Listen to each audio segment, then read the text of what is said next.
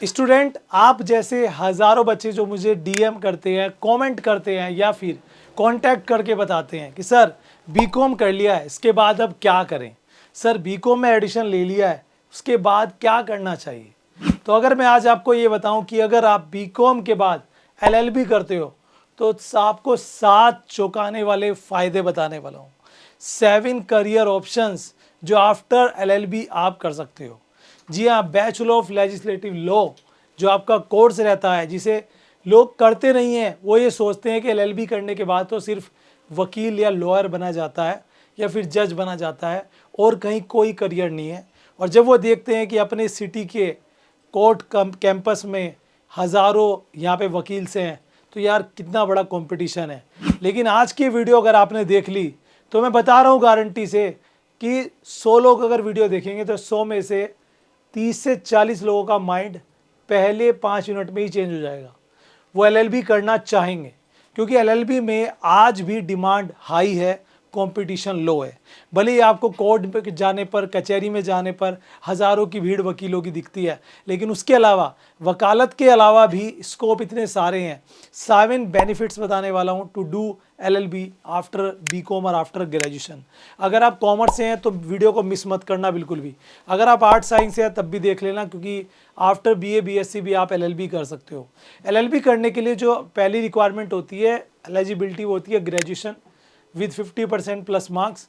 उसके बाद आप एंट्रेंस एग्ज़ाम होता है मोस्ट ऑफ यूनिवर्सिटीज़ में, उसके बेसिस पर वो सेलेक्ट करते हैं, ठीक है। और उसके बाद वैसे एलएलएम भी होता है, मास्टर भी होता है इसमें।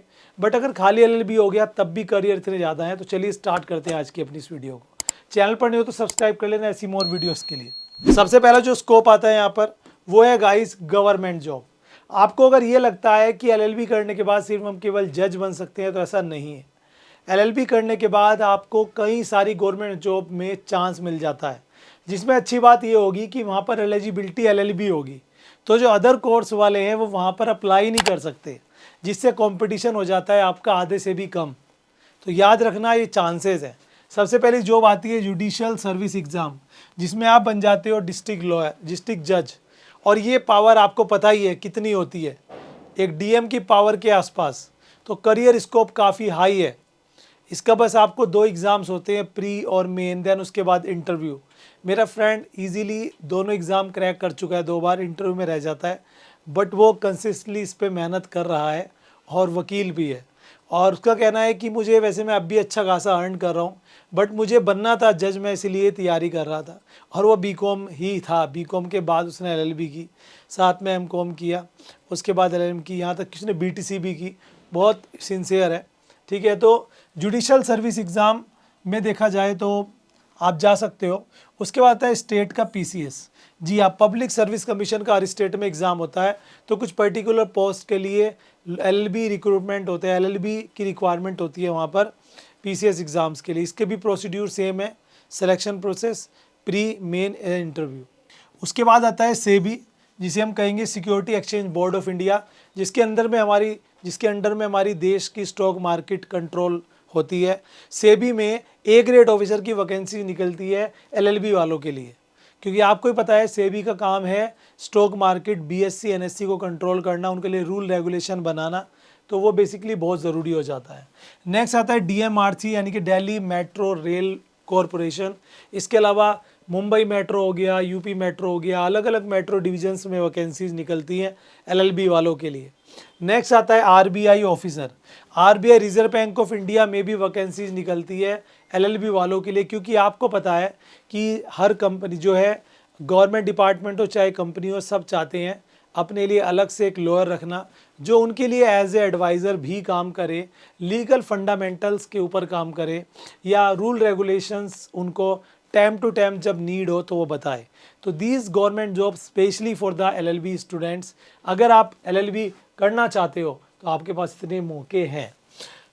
अगले फ़ायदे की बात करते हैं, जर्नलिस्ट। जी आपको सभी को पता होगा, जितने भी न्यूज़ होते हैं, न्यूज़ अलग अलग होते हैं, जैसे पेपर न्यूज़ हो गया या आपका मीडिया न्यूज़ हो गया, है ना, सोशल न्यूज़ चैनल्स हो गए, पेज हो गए। तो जितने भी न्यूज़ चैनल हैं या न्यूज़ कॉरपोरेशंस हैं, उन सब में आपको जॉब मिल सकती है। और ये जॉब की अलग अलग पोस्ट हो सकती हैं।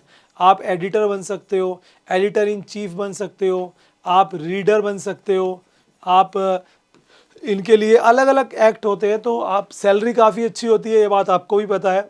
एलएलबी करने के बाद आपको स्पेशल कैटेगरी में हायर कर सकती हैं डिफरेंट न्यूज़ की कंपनीज, वो छोटे लेवल डिस्ट्रिक्ट लेवल पर और नेशनल लेवल पर अलग अलग। जो बेनिफिट होता है आपका वो होता है गाइज यहाँ पर बैंक जॉब। आप सभी को पता होगा कि बैंक में क्लर्क और पीओ की वैकेंसी निकलती है। एक और वैकेंसी होती है बैंक में, वो होती है एसओ की, जिसे बोलते हैं स्पेशलाइजेशन ऑफिसर, जिनका काम होता है इनिशियल पर्टिकुलर वर्क के लिए उन्हें रिक्रूट किया जाता है। जैसे एमबीए वाले, एमबीए की डिविजन्स, मान लो मार्केटिंग है तो मार्केटिंग वाला काम करेंगे, एचआर है तो रिक्रूटमेंट का काम करेंगे।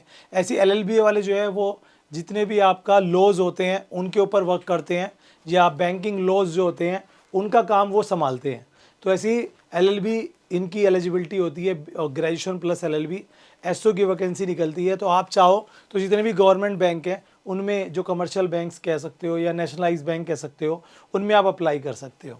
नेक्स्ट जो बेनिफिट आपको मिलता है डिस्ट्रिक्ट जज। अभी मैंने आपको बताया कि जज बनने के लिए देखो, आप अगर एलएलबी कर लेते हो तो उसके बाद आपको एक प्री एग्ज़ाम देना होता है, उसके बाद एक मेंस एग्ज़ाम देना होता है, और उसके बाद होता है आपका इंटरव्यू। जैसे ही आप जी हाँ ये सब राउंड क्लियर कर लेते हो तो यू विल बिकम अ जज, जिसकी पावर एक डिस्ट्रिक्ट डीएम, डिस्ट्रिक्ट मजिस्ट्रेट के आसपास होती है। आप समझ रहे हो, अभी मैं रिसेंटली आ रहा था तो भाई कोर्ट के आसपास का एरिया था और पुलिस ने सबको रोक दिया। मैंने कहा पता नहीं कौन वीआईपी आ रहा था, पता लगा कि जज साहब की गाड़ी आ रही थी, और सारा रास्ता क्लियर कराया, उन्हें पहले जाने दिया, उसके बाद हम लोगों को जाने दिया। तो अब आप समझ सकते हो उनके टाइम की कितनी वैल्यू होती है, उनके नाम, उनके ओहदे की और उनकी एक साइन की और उनके एक ऑर्डर की कितनी वैल्यू होती है। तो अगर आप भी इस तरह की जाते हो और आपकी 10वीं पीढ़ी जो है जज साहब की फैमिली के नाम से जानी जाती है, तो बिकम अ वेरी पॉपुलर, ये सबसे बड़ी बात है।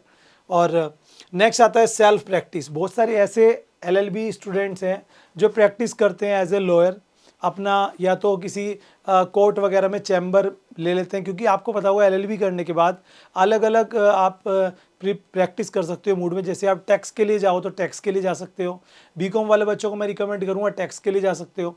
जीएसटी की आपको नॉलेज होगी तो बहुत सारे बिजनेसमैन आपसे कॉन्टैक्ट करेंगे, आप उनके जितने भी केसेस वगैरह हैं वो हैंडल करोगे।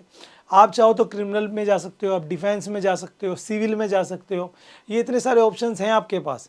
एलएलबी में एडिशन लेते समय नहीं ध्यान देता इन चीज़ों को, जब एलएलबी होने लगती है तब आपको प्रैक्टिस किस में करते हो आप, ये डिपेंड करता है। तो जिस चीज़ की आप प्रैक्टिस करोगे उसी में आपका करियर बन जाएगा। तो मेरा एक स्टूडेंट है जो ऑलरेडी पहले टैक्स की प्रिपरेशन कर रहा था, प्रैक्टिस भी अच्छी खासी की, फिर उसे लगा कि स्कोप मेरा सिविल में है तो वो अपना सिविल में करने लगा, और नाउ ही already earn lot of earning by the using of civil laws. तो ये सबसे अच्छी बात है, ठीक है ना। तो ये अच्छे रिसोर्स हो सकता है, प्रैक्टिस आप कर सकते हो, जिसके लिए आपने घर में ऑफिस बना लो, किसी के अंडर में काम कर लो, किसी कोर्ट में चैम्बर ले लो, वो आपके ऊपर है। नेक्स्ट आता है आपका जॉब्स इन मल्टीनेशनल कंपनीज। बहुत सारी देखो, जैसे कि मैंने बताया कि कंपनी हो, डिपार्टमेंट हो, चाहे गवर्नमेंट हो, सबको अपने लिए अपने सबके लॉज होते हैं जो गवर्नमेंट ने बनाए हैं। उन लॉज की नॉलेज होना भी सबको ज़रूरी है। तो जो मल्टीनेशनल कंपनीज़ हैं जो फ़ॉरेन से हमारे इंडियाज़ में आती हैं या फ़ॉरेन में हैं, उनको इंडिया के लॉ के बारे में ज़्यादा क्या पता होगा, तो वो अपने लिए एलएलबी जो एलएलबी होल्डर्स होते हैं उनको हायर कर लेते हैं कि भाई आप लॉज वगैरह संभालो, जो भी अमेंडमेंट्स होने हैं, जो भी चेंजेस होने हैं, जो भी कोई एफिडेविशन होना है, कुछ होना है, तो वो सब काम एलएलबी वाले करते हैं, लॉयर करते हैं। तो इसीलिए आप चाहो तो इसमें भी अपना करियर बना सकते हो। मल्टीनेशनल कंपनीज आपको अच्छी सैलरी के साथ हायर कर लेंगी और लोकल कंपनीज तो कर ही लेंगी। एंड पॉलिटिक्स, 7 बेनिफिट जो आपको मिल जाता है, 7th benefit that is politics.